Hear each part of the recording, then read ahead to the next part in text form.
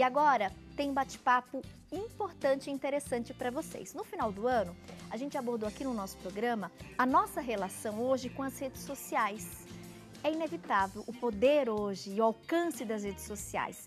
Mas como a gente pode usar a rede social a nosso favor e não prejudicando a nossa imagem? Falamos um pouquinho para aquelas pessoas mais jovens ou para aquelas pessoas que usam a rede social para fazer vendas, como uma forma também de trabalho. E hoje a gente queria continuar falando sobre isso. Inclusive falando um pouquinho também, gente, sobre a comunicação. Porque tem muitas pessoas que acham que se comunicar simplesmente é falar bem, mas vai além disso.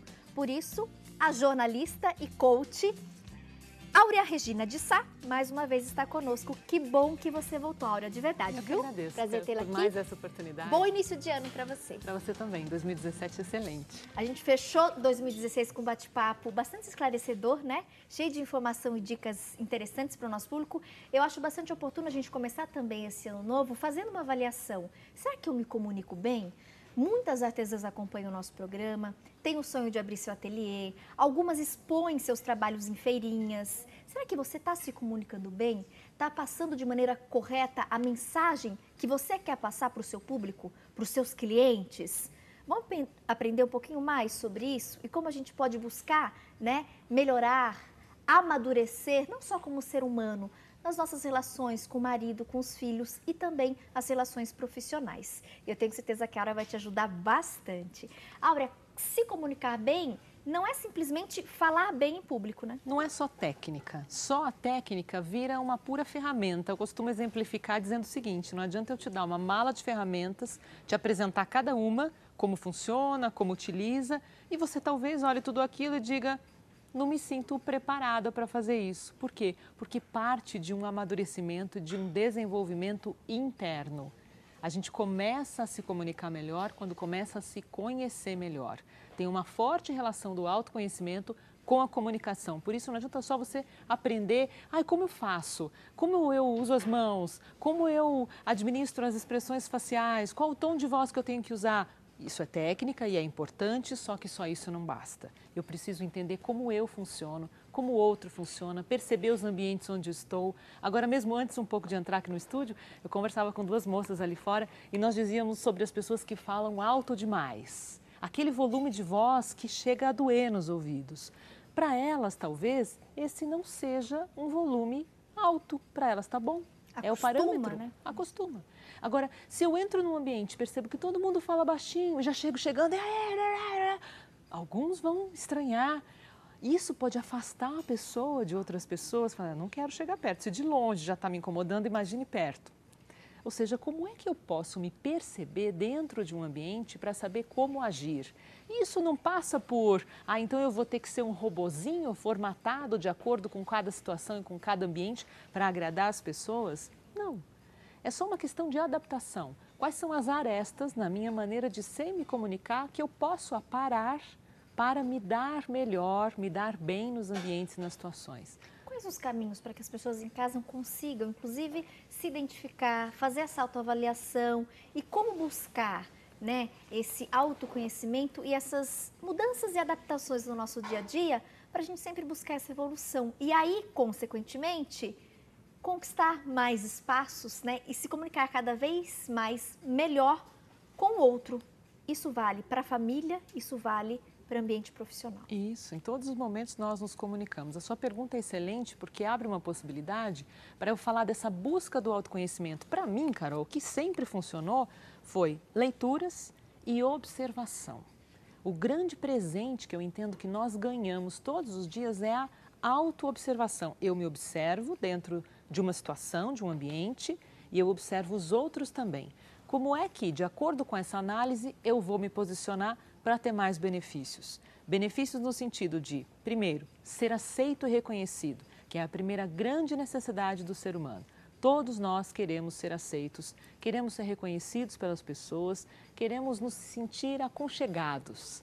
Se eu chego gritando, talvez no campo de futebol, na torcida, seja super coerente, tem contexto. Numa festa, tudo bem. Agora, no ambiente de trabalho, numa casa quietinha, de repente tem uma pessoa que não está muito bem de saúde, Tudo isso é autoobservação. E, infelizmente, as pessoas não nos dão retorno, tem uma expressão em inglês que a gente usa, que é o feedback, que é esse retorno. Olha, desculpa, você está falando um pouco alto demais, está me incomodando. As pessoas acham que dizer isso é ofender. Eu entendo que feedback é o maior presente que alguém pode receber. Como é que eu vou continuar falando alto ou fazendo qualquer outro tipo de atitude e ninguém me fala? Porque com o feedback você melhora aquela isso. sua atitude, aquele seu gesto. E isso é muito bom para você, isso é muito válido. Muito. É uma crítica construtiva. Isso. Né? Eu nem gosto de chamar de crítica porque parece que crítica já vem com peso. As pessoas têm um não preconceito, né? Então é mesmo, puxa, como é que eu posso lidar melhor com determinadas situações ou trafegar melhor nesse e naquele ambiente? Você pode me ajudar? É como se você pedisse isso. As pessoas nem pedem e nem muitas vezes aceitam essa opinião valiosa que eu chamo de presente. Se a gente pudesse ser transparente em todos os aspectos para ouvir os retornos e também oferecer as ajudas, a gente estaria muito mais maduro já. Porque isso passa pela maturidade. Você pode perceber que pessoas que se ofendem com feedback, elas normalmente estão imaturas ainda. Elas acham que, quem é você para dizer qualquer coisa a meu respeito? Não aceita. Eu só estou querendo te ajudar, né? É isso. Pela sua experiência, né, nessa área, lidando com as pessoas, com diversos tipos de comportamentos e perfis de pessoas, quais são as principais queixas ou observações que você consegue fazer até para você de repente passar para a gente, Tati, olha, a maioria das pessoas tem um perfil assim ou acaba fazendo isso e tem como a gente corrigir para passar uma imagem melhor, que você pudesse compartilhar isso com o nosso público, de repente aquela pessoa que está nos assistindo se enquadra, né? Fala assim, nossa, eu tenho esse perfil, eu tenho esse comportamento, eu estou me identificando com o que ela está falando, né?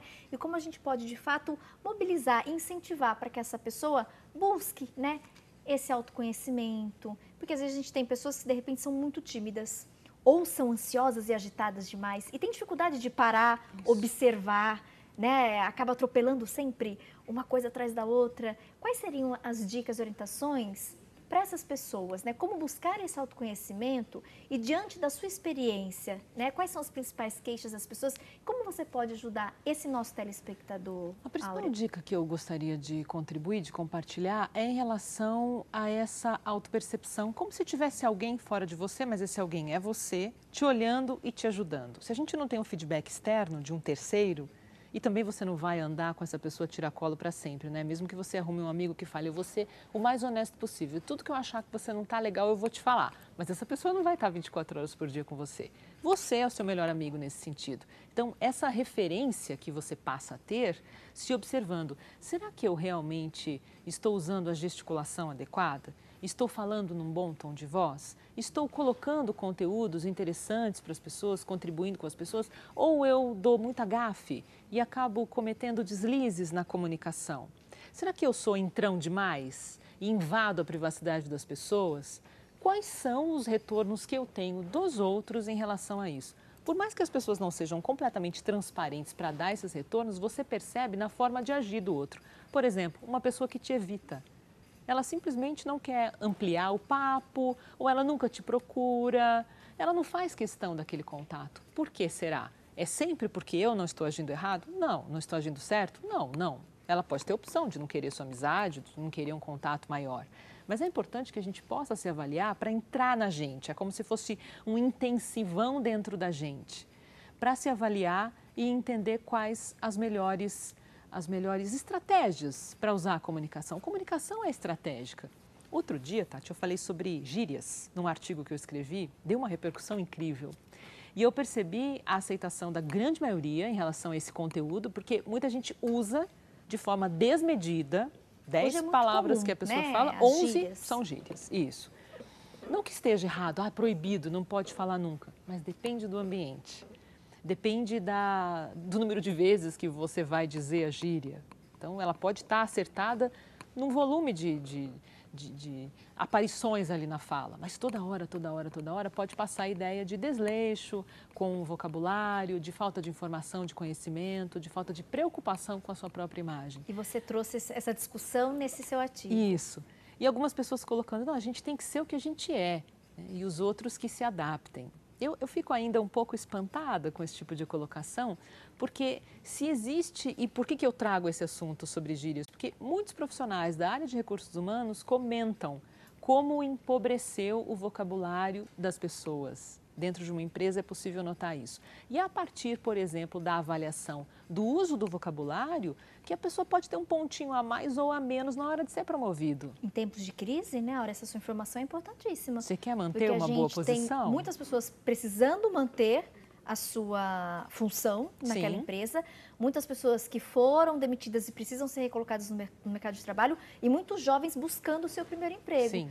Então, atenção, inclusive, aos jovens e essas mães que nos acompanham, orientarem os filhos, né, na busca desse primeiro emprego, evitar ao máximo as gírias, porque a Áurea já deu uma mensagem importante. Ela, em contato com essas pessoas que trabalham, né, no RH, nessas áreas de contratação de pessoas, elas têm se queixado. Há muita gíria e pouco vocabulário. Isso. E qual é o impacto negativo disso? Em cima do nível de credibilidade.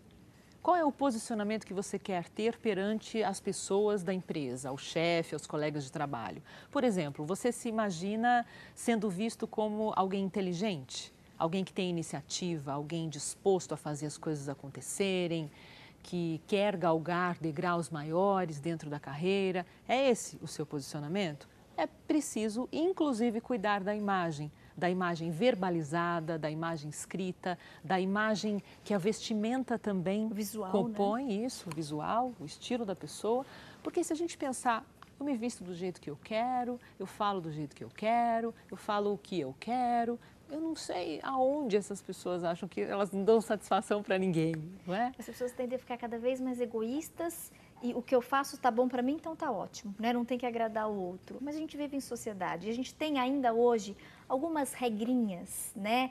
Por exemplo, numa entrevista de emprego. Então, acho que vale a pena a gente se adaptar e tentar encontrar um equilíbrio para, sim, claro, você ser você mesma, mas também ter ali, né, o bom senso na hora de fazer algumas escolhas, de fazer algumas colocações, para não ser prejudicado, de repente, numa entrevista de emprego. Isso. Né? E muitas vezes até nem vai receber esse feedback do recrutador, não é? Olha, infelizmente você não foi classificado porque você... Não é que as gírias vão derrubar a candidatura de alguém a uma vaga de trabalho, mas isso pode impactar negativamente na imagem. Então, sendo você, boa observação que você fez, eu defendo isso. A pessoa tem que ser original, tem que ser ela.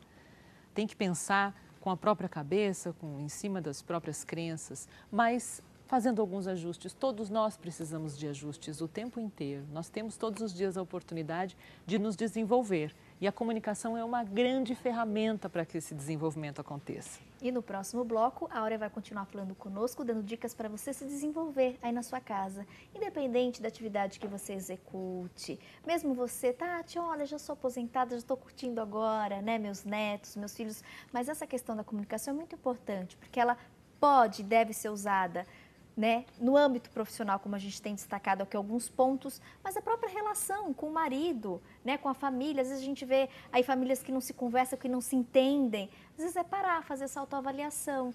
Então, que a gente possa, de alguma maneira, te ajudar, viu? Eu vou fazer um intervalo rápido e, na sequência, a gente volta falando sobre comunicação, autoavaliação e a gente dá continuidade ao assunto abordado no final do ano, nessa questão do nosso comportamento nas redes sociais. Em dezembro, a Áurea esteve aqui e ela falou hoje, é muito comum nas redes sociais as pessoas divulgarem ali a raiva, o ódio. E isso, gente, infelizmente, o mundo já está cheio. Então, use a rede social não para propagar mais ódio, mais violência, mas sim para divulgar uma boa imagem sua, passar mensagens ali de amor, de fé, de esperança. Porque se a gente usar as redes sociais para propagar mais ódio, fica a pergunta: onde vamos parar? Eu volto já.